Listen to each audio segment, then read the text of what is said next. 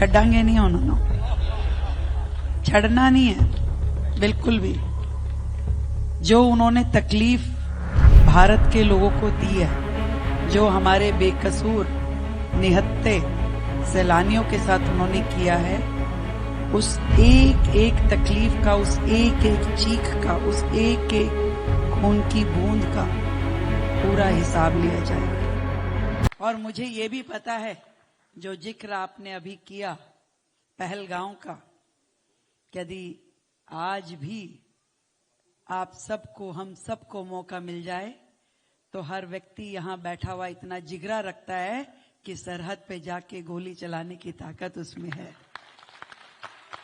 आज भी मोदी जी आवाज दे दें, आज भी मोदी जी आवाज दे दें तो पूरी पंजाबी महासभा सरहद पे खड़ी मिलेगी, ये मैं बता सकती हूं। पर आप चिंता नहीं कीजिए, छड़ांगे नहीं उन्होंने, छड़ना नहीं है बिल्कुल भी। जो उन्होंने तकलीफ भारत के लोगों को दी है, जो हमारे बेकसूर निहत्थे सैलानियों के साथ उन्होंने किया है, उस एक एक तकलीफ का, उस एक एक चीख का, उस एक एक खून की बूंद का पूरा हिसाब लिया जाएगा।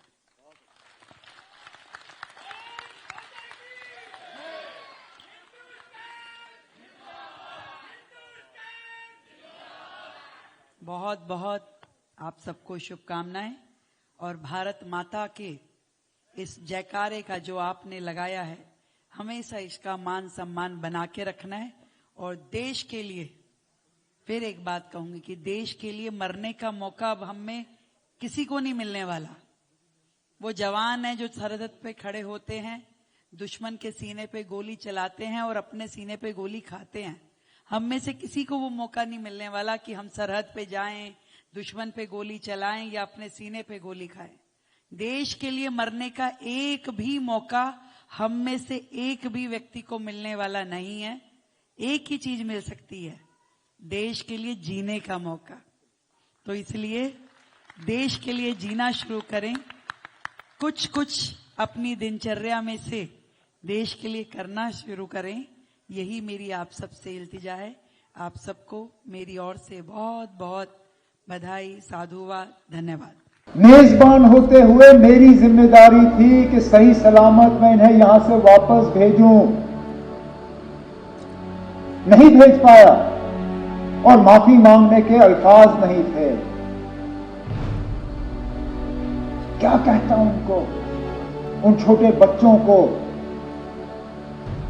जिन्होंने अपने वालिद को खून में लपेटा हुआ देखा, उस नेवी अफसर की विधवा को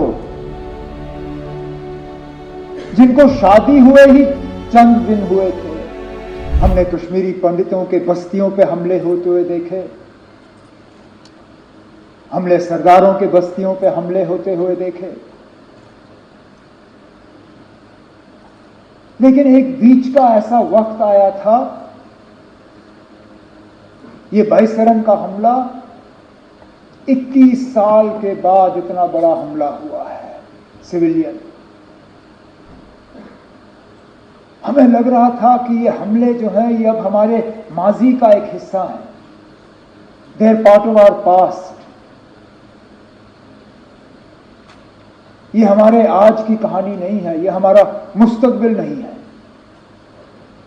लेकिन बदकिस्मती से बाईसरन ने दोबारा वो हालात यहां पैदा किए, जबकि हमें लगता है कि पता नहीं अगला हमला कहां पे होगा।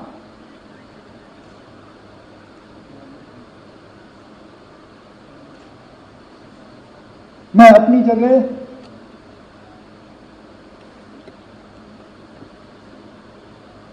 क्योंकि उस दिन लीडर ऑफ द ऑपोजिशन के साथ मैं भी पुलिस कंट्रोल रूम पर मौजूद था जब हमने 26 लोगों को वहां पे श्रद्धांजलि पेश की।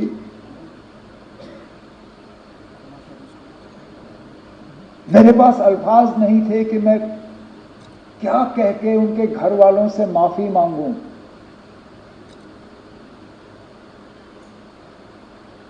ये जानते हुए कि जम्मू कश्मीर की सिक्योरिटी, जम्मू कश्मीर की सुरक्षा, जम्मू कश्मीर के लोगों की चुनी हुई हुकूमत की जिम्मेदारी नहीं है, लेकिन तब भी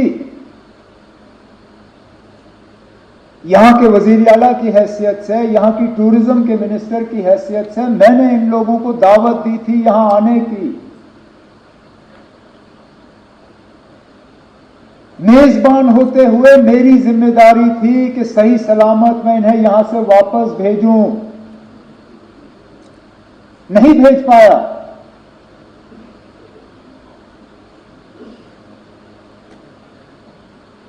और माफी मांगने के अल्फाज नहीं थे।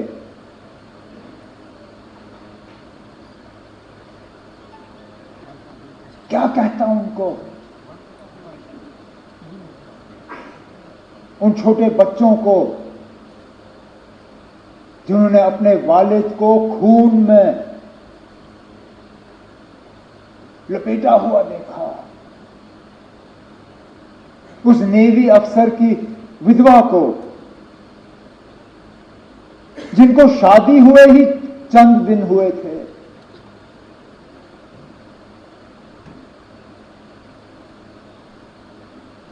मुझे एक दो आए,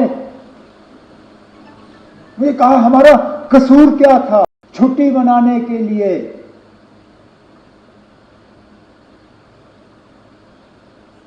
और इस छुट्टी का जिंदगी भर अब हमें खमियाजा भुगतना पड़ेगा।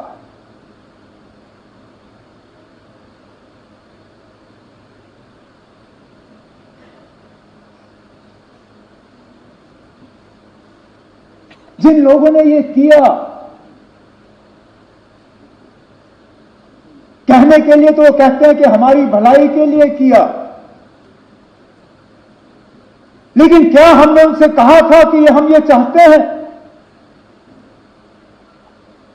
क्या हमने उनसे कहा था कि हमारे नाम में आप इन 26 लोगों को कब्र में बंद करके यहां से वापस भेजें? क्या हमारी इसमें कोई मंजूरी थी? क्या यह हमारी इजाजत से हुआ? हम में से कोई इस हमले के साथ नहीं है। इस हमले ने हमें अंदर से खोखला किया,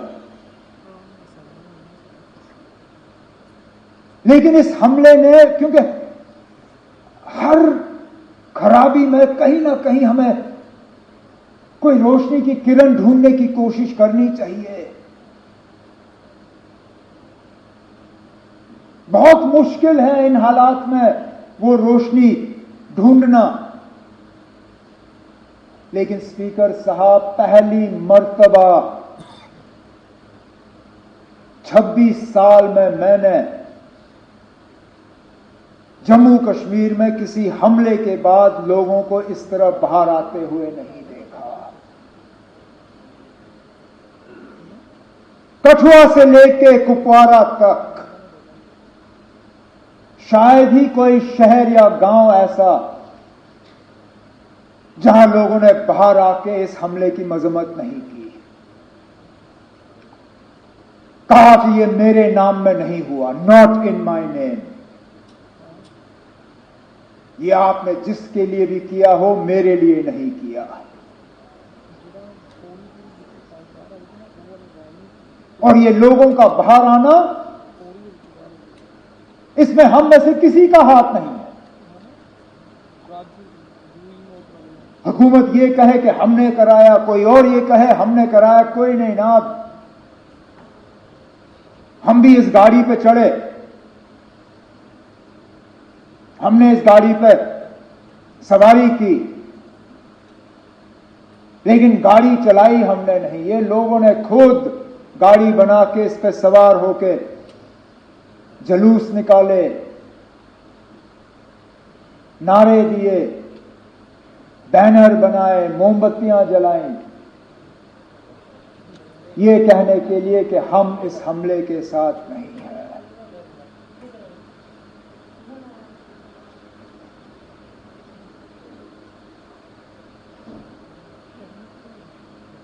मिलिटेंसी, टेरर, दहशत, आतंकवाद, इसका खात्मा तब होगा जब लोग हमारे साथ होंगे। और ये स्पीकर साहब उस मौके की शुरुआत है। अगर कि हम इस मौके पर एहतियात से कदम जो है लें, हमारे तरफ से कोई ऐसा कदम नहीं उठना चाहिए जिससे कि हम लोगों को अपने से दूर करें।